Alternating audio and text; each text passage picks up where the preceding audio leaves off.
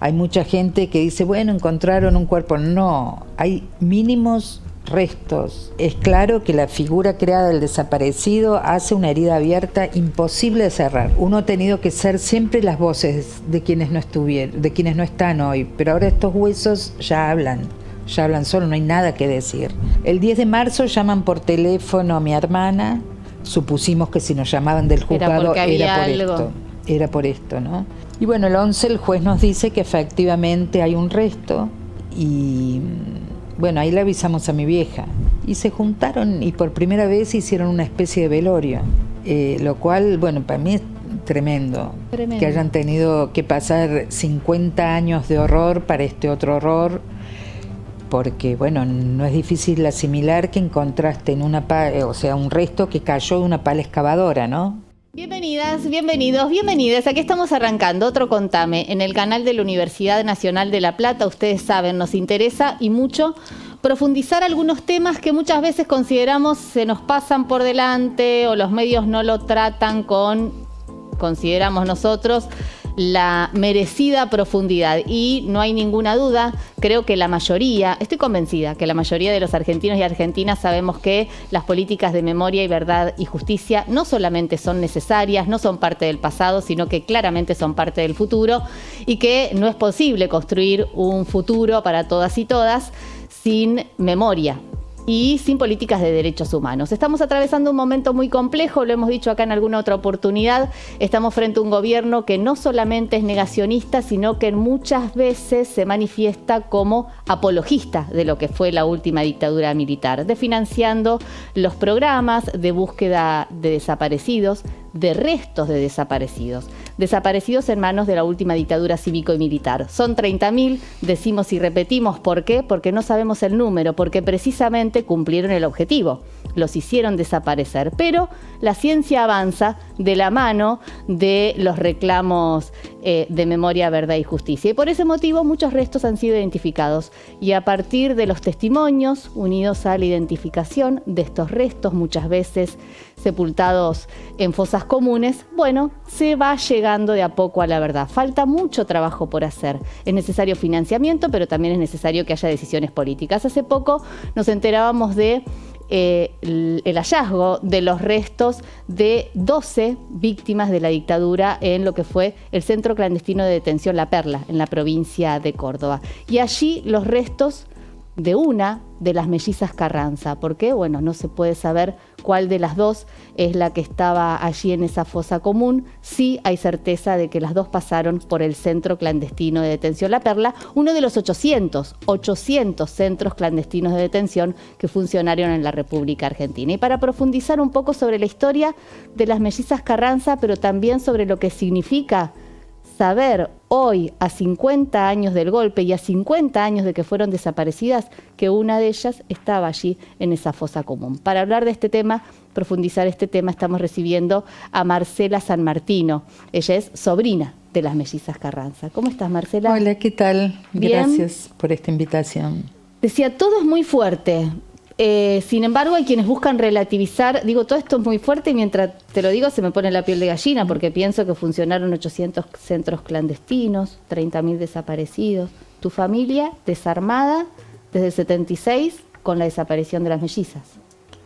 Sí, se está buscando, así es. En La Perla se cree que entre 2.000 y 3.000 restos es lo que se está buscando. Y bueno, ahora, gracias al laburo impresionante de Sagripantis como geólogo y del equipo argentino de antropología forense y el laboratorio, que nunca me sale el nombre, en Córdoba, bueno, pero están en el equipo con ellos y ellas, es que se puede avanzar ahora, ¿no? Marcela, las mellizas, ustedes tienen la certeza por testimonios, quienes las vieron, estuvieron secuestradas ilegalmente, claro, en el centro La Perla. Mira, o sea, se las llevan a ellas desde su pensión y por la forma de operar de la época y ya se piensa que está en La Perla de ese momento puntual y además hay algunos testimonios que las ubican, o sea, siendo las mellizas, si bien para mí son totalmente diferentes, pero entiendo que la mayoría de la gente las confunde. Entonces, en particular los testimonios que hay dicen, bueno, vimos a una de las mellizas Carranza, no saben por ahí si vieron a las dos, o si vieron, claro, las veces que vieron fue siempre a la misma. Eso complica bastante las cosas y cierra el cuadro de horror, ¿no? Porque nunca vamos a poder saber bien, ¿no? Los restos, en particular ahora hay un resto, entonces solo podemos hablar de una de ellas. Hay más restos para identificar, ¿no? O sea que estamos esperando. O sea, no esperábamos esta noticia, así que ahora esperamos con más claridad de que pueda aparecer algo. Todo esto, insisto en esto que decía al principio, del negacionismo, el apologismo, digo, todo esto ratifica lo que todos pensamos, o la mayoría pensamos, es que el objetivo era que nunca aparecieran. La ciencia avanzó y no lograron al menos ese objetivo. Recuerdo Videla con esto de los desaparecidos no están. Claro, y acá pensá que se encuentra, para mí eso es muy importante, o sea, cuando va a llegar una Comisión Internacional de Derechos Humanos, no recuerdo concretamente cuál, en el 79 es que Menéndez hace remover la tierra. O sea, en ese momento él saca de estas fosas comunes, él saca los huesos, se cree que para llevarlos a las Salinas de La Rioja. Y lo que está en la perversión justamente, que lo que estamos encontrando ahora está abajo de 1,30 m de relleno.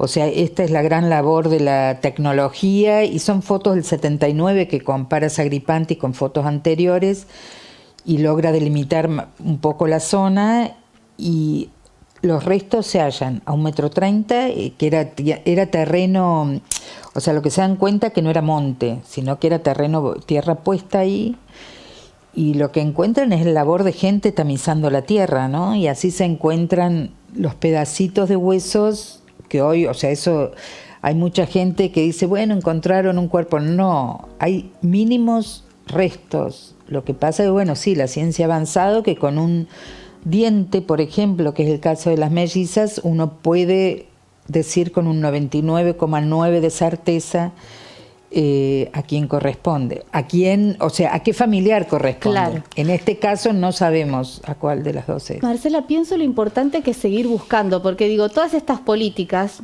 que vemos hoy en el gobierno de Javier Milei, de financiando los programas de asistencia y de búsqueda de memoria, verdad y justicia, de alguna manera intentan también, ¿no?, desalentar la búsqueda permanente. Digo, tus tías desaparecieron hace 50 años y recién hoy sí tienen la certeza de que fue una, al menos fue asesinada ahí. Exacto, y certeza total es siempre cuando uno encuentra un resto. Por ejemplo, está el caso de una compañera, Graciela Jauna, que lo que aparece no es un resto, sino de Jorge Cazorla, perdón, claro, pero medalla. Aparece una medalla. Bueno, pero todavía no ha aparecido ningún hueso, no hay ADN, o sea, genéticamente no hay una prueba. Pero bueno, está la medalla que ella le había regalado. O sea, nosotros decimos que hay 13 certezas. Que es cierto, antes uno sabe por los testimonios, en el caso de Jorge, es seguro que estaba ahí. Pero bueno, es una identidad, ¿no? Es algo bastante más fuerte que los testimonios, sobre todo que hay gente para los que es muy importante la idea del resto para enterrarlo y qué sé yo, mi vieja quiere armar una cajita, quiere buscar tierra del lugar. Tener un lugar donde... Tener un lugar, bueno, eso es de acuerdo a las creencias de cada uno, pero de cualquier manera es claro que la figura creada del desaparecido hace una herida abierta imposible de cerrar, o sea, eso es clarísimo. No es que necesariamente encontrar un resto cierre todas las heridas, pero sí hay internamente un decir, bueno, sí, esto era, ya no cuento la historia, ya la historia habla sola, o sea, uno ha tenido que ser siempre las voces de quienes no estuvieron, de quienes no están hoy, pero ahora estos huesos ya hablan solos, no hay nada que decir. ¿Qué te pasa, Marcela, cuando aparecen también estos discursos, sobre todo en redes sociales? Porque también es cierto que la línea que se baje de arriba también se disemina lamentablemente en las redes sociales muchas veces y empiezan, bueno, hay que dejar esto atrás, ¿para qué seguir buscando? Es parte del pasado. para ustedes es presente, totalmente presente y futuro. Digo, ¿qué va a pasar con...? Bueno, que es presente es claro, además llega como un mensaje ahora cuando mucha gente por ahí dice, no, a 50 años ya está, nos olvidemos. Yo creo que esto llega como un claro mensaje de que hay que seguir. Y mira, un primo mío que también la pasó muy mal en la época de la dictadura, él me dijo, mira, con las frustraciones ajenas no podemos hacer nada. Y yo le sumo, con la ignorancia tampoco. Yo lo único que puedo decir es eso, si hay gente que es ignorante, es su problema y no es el mío. Yo sigo para adelante con lo que pienso y me muevo con la gente que piensa de determinada manera, ¿me entendés? Pero realmente no podés hacer nada porque no entienden nada, no es parte de mi interés contestarles ni nada. Marcela, vos tenías poca diferencia con las mellizas de edad, me refiero. ¿Qué recuerdo tenés? ¿Ellas militaban? ¿Tenían un compromiso? Mirá, las Melli eran 2 personas, bueno, eran hermosas para la época, bueno, no es que fueran hermosas para la época, para su época, tenían 18 años, ellas estudiaban, ellas habían nacieron en San Francisco y hicieron su secundaria ahí, pero siguieron los estudios universitarios en Córdoba, y eran 2 minas súper alegres, no sé, somos una familia de tejedoras y ellas con esa tradición de tejedoras también tejían, leían muchísimo. También somos una familia muy solidaria de tradición y ellas eran súper solidarias, trabajaban en hospitales, en barrios. Insisto mucho en esto, ¿no? Pues la solidaridad estaba y sigue estando como un poco... no sé, como algo partidista o como algo un poco denostado más en esta época, ¿no? Claro. Y después te puedo decir la información que está en Google. ¿Las recordás como en las fotos? Digo, porque en las fotos están sonrientes. Mira, esta foto es de su fiesta de egresadas, porque es la foto más clara que tenemos. La estamos viendo justo. Las fotos en colores que tenemos y esos son menos nítidas. Sí, las recuerdo como en la foto. También tengo recuerdos de mucho más chica, ¿no? Con ellas, de juegos que hacíamos, porque compartíamos mucho. Pero en esta época sí, claro que las recuerdo perfectamente. ¿Y tu mamá tenía mucha diferencia de edad, claro, con ellas? Sí, 19 o 20 años le llevaba mamá. Ella le mandó una carta al presidente. Sí, mamá le escribió una carta al presidente y muy interesante, y pensando que por ahí no llegaba, ella quiso que fuera publicada en los medios que ella lee, que son La Nación, por ejemplo, después, no sé, salió en Perfil, salió en La Voz de San Justo y bueno, y ha salido en varios medios. Y la verdad que es una carta, no sé si tengo un segundo para una frase. Sí, mientras tanto podemos ir contando que en realidad, bueno... lo que le estaba pidiendo tu mamá al presidente, lo que le estamos pidiendo muchos de nosotros. Mira, es que es lo que le pide, porque dice, justo la única que encuentro es con su letra, pero dice, me pide, miles de argentinos de bien, en los que me incluyo, esperamos tener respuestas con respecto a los restos, ¿no? Exacto, sobre todo porque el presidente repite eso de los argentinos de bien. Por eso, y esta respuesta la están dando los científicos y civiles que trabajan en eso. Y después una frase que para mí es muy interesante, le dice, donde el tema es, bueno, que lo he escuchado, dice, vive la libertad, carajo, y lo que realmente nos hace libres es saber que somos respetados por todos nuestros derechos. Uh-huh. Y bueno, para mí lo dice todo, y bueno, obviamente jamás la va a leer el presidente, eso es un hecho, ¿no? Pero yo creo que es muy importante que gente que alguna vez ha apoyado políticas más liberales, y es una cosa, como veo que se les está clarificando, que una cosa es apoyar políticas liberales por su ideología. La economía.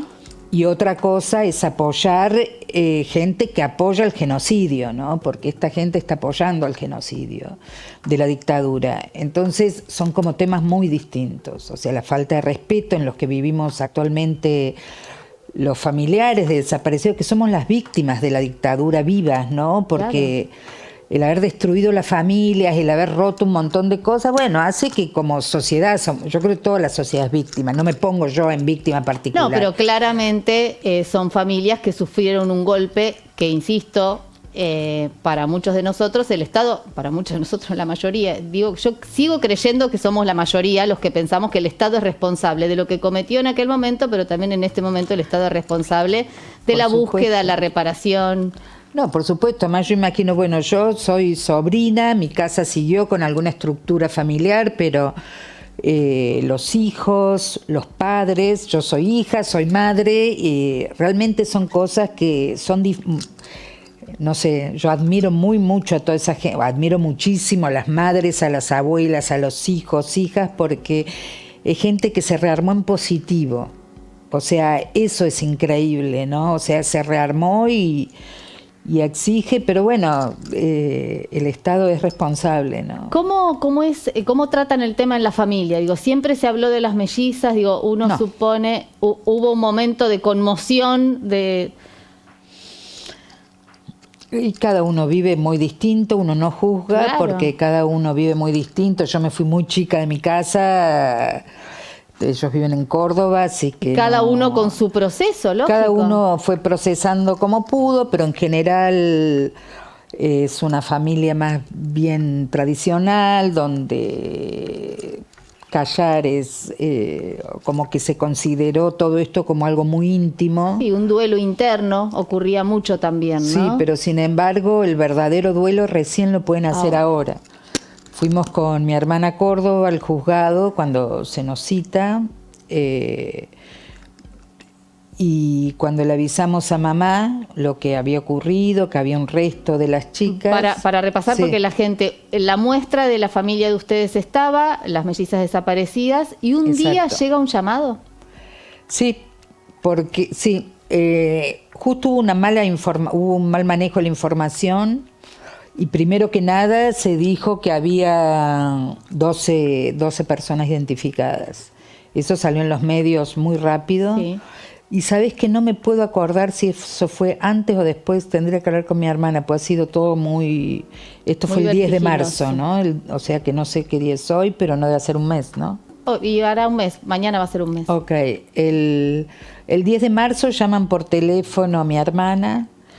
Bueno, un poquito de contexto. Nosotras con mi hermana Mariana estamos muy al tanto porque estamos en un grupo de querella por los enterramientos clandestinos, que es un grupo que funciona desde abril del año pasado, que hace referencia a la causa iniciada en el 98 por Adolfo Pérez Esquivel y no me voy a acordar quién más, donde están las denuncias, están denunciadas mis tías en particular, y el año pasado se armó una querella para reclamar fuertemente que se sigan los trabajos por los enterramientos clandestinos.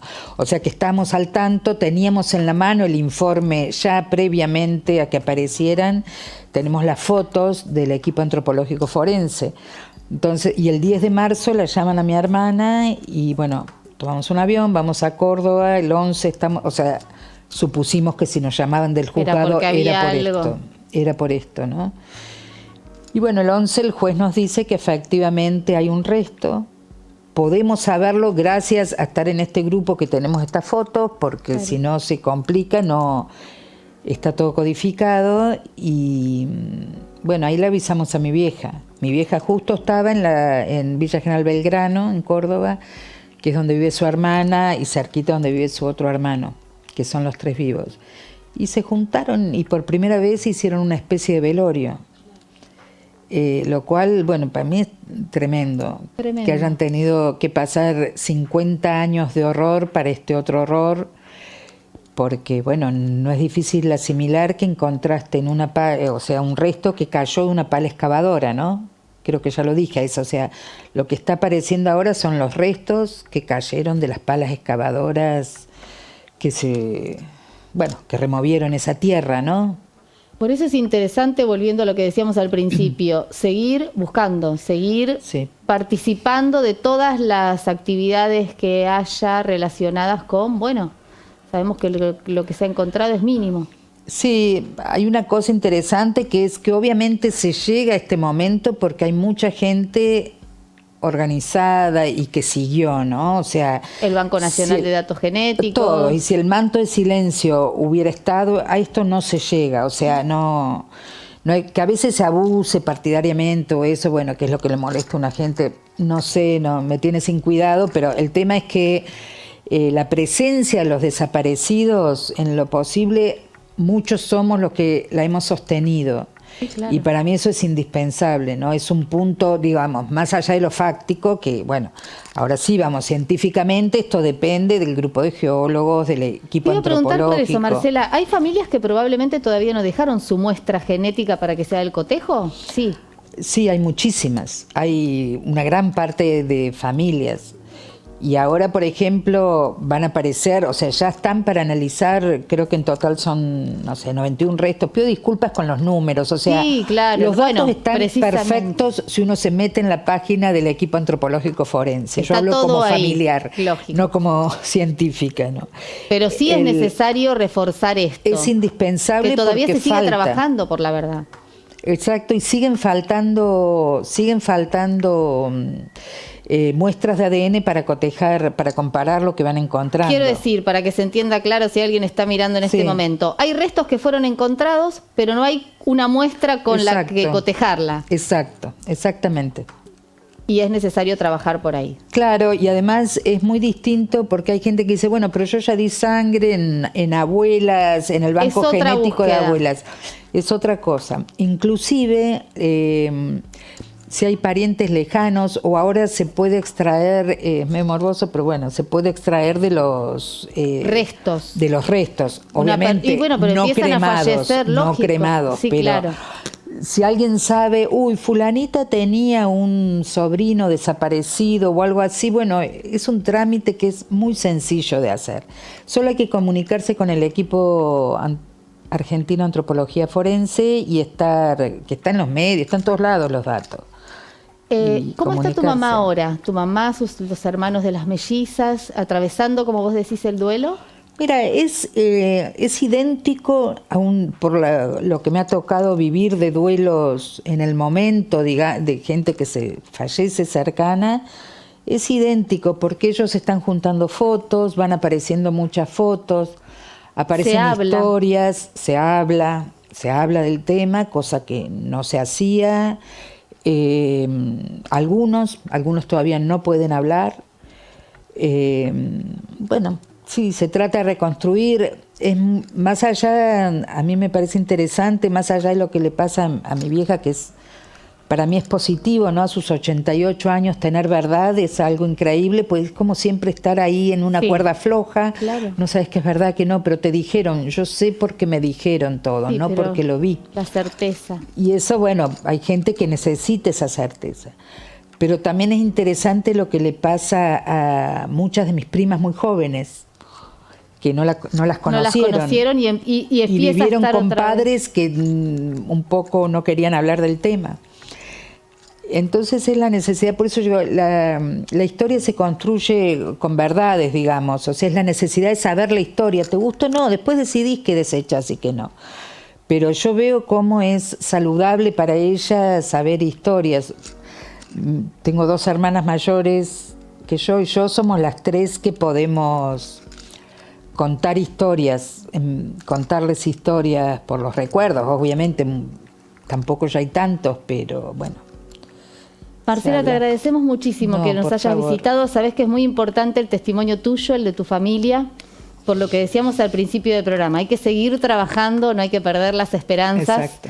E insistir, muchas gracias Marcela, e insistir ustedes también que están del otro lado, lo decimos siempre acá, hay una postura firme desde acá, desde el canal de la Universidad Nacional de La Plata, vinculada con las políticas, insisto, de memoria, verdad y justicia, que muchas veces parece un eslogan, pero no es un eslogan, son historias reales. Las mellizas Carranza desaparecieron, tenían 18 años. Y ahora, después de 50 años de desaparecidas y después de 50 años del golpe, aparece un resto, una mínima porción genética que, bueno, abre la puerta para que haya una verdad entre tanta incertidumbre. Insisto, sí, son 30.000 desaparecidos. Y aquellos que dicen que son 8.000 y pico, bueno, que digan dónde están. Si saben el número, sabrán qué hicieron con ellos y sabrán en qué lugar, en qué espacio de nuestra Argentina, o no, están los restos de los desaparecidos. Siempre insistiendo con esto. En la Argentina hubo un genocidio y hubo un plan sistemático. Y vamos a seguir trabajando desde aquí, desde donde sea. Todos podemos, de alguna manera, como digo siempre, la micromilitancia en el almacén, en el kiosco, con el taxista. Todos podemos aportar para seguir avanzando en las políticas de derechos humanos. E insisto, memoria, verdad, justicia y nunca más. Nos encanta que estén del otro lado, nos encanta que les interesen los temas que les planteamos, lo que creemos es necesario profundizar. Hoy hablamos del negacionismo, del apologismo de la última dictadura cívico-militar y del trabajo de las familias, de los organismos de derechos humanos, de la ciencia también, en el camino hacia la verdad. Muchísimas gracias, acompáñennos, claro, como siempre, acá en nuestro canal de YouTube, nos dejan sus comentarios, su me gusta y vuelven acá a Contame, al canal de la Universidad Nacional de La Plata. Muchas gracias por estar. Chau.